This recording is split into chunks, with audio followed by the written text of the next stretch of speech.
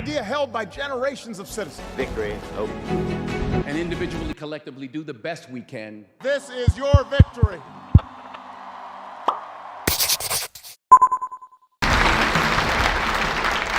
Ayrton, it has been a quite incredible season for you. You are the youngest ever 3 times world champion, 3 times in 4 years. I have to ask you, on behalf of your despairing rivals, is your motivation still as high as ever?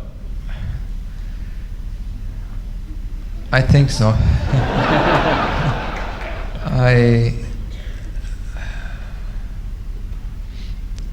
I am, as you said, young, I am healthy, I am as committed as ever to my passion, to our passion, and to my profession. And the main thing is to find the ways, time after time, to stimulate myself in my own world or in my own funny ways, to dedicate a lot of my time and a lot of my thinking and keep up with the commitment that is quite high to continue to be successful. Now, we all need goals in life. We have to aim for something to attempt to achieve it. And I know you must feel that way. Now, with 3 world championships, 60 pole positions, 33 wins, what can be your target? Fangio? Well, I said this several times before. I think no matter who in the modern Formula One, be myself or any younger drivers that will be successful in the future, can achieve, be 4, 5, 6, how many titles you can imagine. No one will ever take away anything that Fangio has done in the past of motor racing. He has established the titles, the records, but also he has established a way of doing things as a gentleman, as a man. And all I can say is that I should be trying hard to get as near as possible to him. Now, you had 7 wins in 1991, but it was by no means an easy year for you. It's been a special season, of course. We finally got another championship. It's been a good start, as you all know. We had our difficulties. We had a great championship, particularly with Nigel, but also Patrese was there. And it's been particularly rewarding because this championship was again a result of everybody pulling together strong as ever to the same direction, and that has been the efforts that McLaren has done, Honda and Shell and all the sponsors that have helped us to pull out from the troubles we had and finally win in some style in Japan. Now here is a question I have been longing to ask you ever since it happened. When you walked back at Hockenheim after you had run out of petrol for the 2nd time in 2 races, what did you say to Ron Dennis? Well, I keep learning every day, you know, about many things in life, and one thing that I have learned lately is that you should monitor very carefully your words, particularly if it's not your native language. But I'm afraid that at that occasion, in the truck, on the back of the truck of McLaren, I was not monitoring my words at all. So we had a particular moment there, but I think we now know each other well enough to understand some of the frustrations that we both go through at different times in different ways, and I think we try to get the best out of each other. And I have to say that I won my first championship with McLaren, with Rome. I won other 2 championships, and that is something that does not happen often in the same team, you know, to the same driver. So it's something that only time will prove, but I value very high. Now, when you won the first 4 Grand Prix of 1991, you had done something that no one had ever done before in the history of Grand Prix racing. We all thought that this was going to be another 1988 with McLaren winning. Did you say to yourself, "That's it, Ayrton, I'm there, I've won"? I don't think so. You should ask all the team members. Well, before we went to the Phoenix Grand Prix, when we first tried the car in Portugal, I had 2 months off, so I was fresh and full of motivation, and I had a good feeling because we made a step forward in all areas, but I didn't think we had done enough in some areas to be very confident. Of course, we won the first 4 races, and I kept saying to everyone, you know, we're not there, and many people were thinking, when is he gonna be happy, because he's on pole, he's winning, he's leading from lap 1 to last lap, and he's complaining. And but the people inside the team knew, they understood, but it took a while to get everybody really with the right momentum.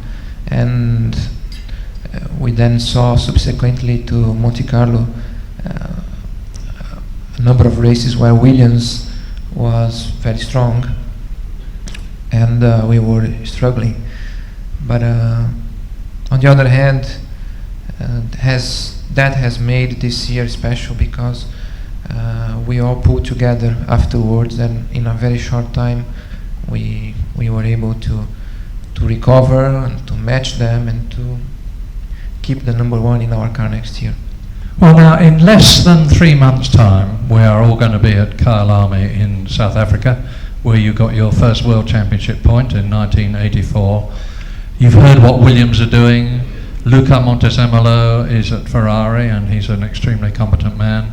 Tom Walkinshaw is at Benetton, and he's an extremely competent man. You're going to have an even harder time next year, I think. I don't know. I think it could be an even more exciting championship next year again compared to 91. Certainly 91 has been the most difficult and the most exciting, because different cars, different drivers won. 88 was fantastic and is the one that I like most because it was my first one. And I had a top driver beside me with the same equipment, but we were well ahead of everybody else in terms of equipment. And I think 92 could be a continuity of 91, hopefully not with the same struggle as we had halfway this year, and hopefully I can go back to the pits every time after the race with my racing car and not with a lift or with a pace car. But I think it could be very exciting next year again. Ayrton, we have an expression in English which says, "A little bird told me." Now, a little bird told me... Oh. Well, a little bird told me that at the FISA presentations in Paris last night, you made a special presentation of a crash helmet to Jean-Marie Balestre. Is that true? That's, of course, that's true. Well, you just said I made a presentation, and it was something that I did with some hesitation for a moment, and it's something, I'm being sincere, it's something that I did with some reservation, but I found myself in a position, unexpected position, where after dinner, Bobby Constantinou started to call on the microphone and some of our colleagues to talk to them, and I never expect that, because the 2 times before I was there in the past, that wasn't part of. And I had the helmet with me, still undecided what to do with it, thinking that perhaps if I give him, it would be after finishing dinner. And when he then called me, Bob called me on the microphone. I went there, I started to talk to Bob, and I got involved in the climb, in the atmosphere, which was very friendly, very genuine, and then I called Jean-Marie there. We made some jokes, and I was able to express some of my feelings in a sincere manner, and at the same time without any knife anywhere. You know, it was just really a sincere way and joking, and I think it just came right. It was unexpected, but it came just right, and I believe he took it the right way, the same as I did, and I think it was good. It happened unexpected, but I was happy afterwards that it happened that way, and I was able to give him my helmet sincerely. And so are we. I am, like I said, still young, 31, but I've been involved in motor racing from 4 years old, believe me. And when I come to England in 1981 to participate in the Formula 4 Championship, was my first season of racing cars. Until then was only go-karts. And I've been through several seasons here in different categories, successfully, fortunately. And lots of the things that I learned and that I've subsequently used in Formula 1 have come from England, because here I learned how to race as a professional, I learned how to observe the flags, I learned how to follow the marshals, the starting procedures, the testing procedures, setup of cars, the relationship with the engineers, mechanics, team owners, team managers, and that has made a lot of my personality in terms of motor racing. I know that often I don't get the best press in England, but I suppose nobody's perfect. I try hard, and I try hard to be better, to improve. And I'd just like to say thank you to all of those people here in England that have given me the opportunity from 1981 to come through all the way, and in such a relatively short period of time get so much success. Thank you.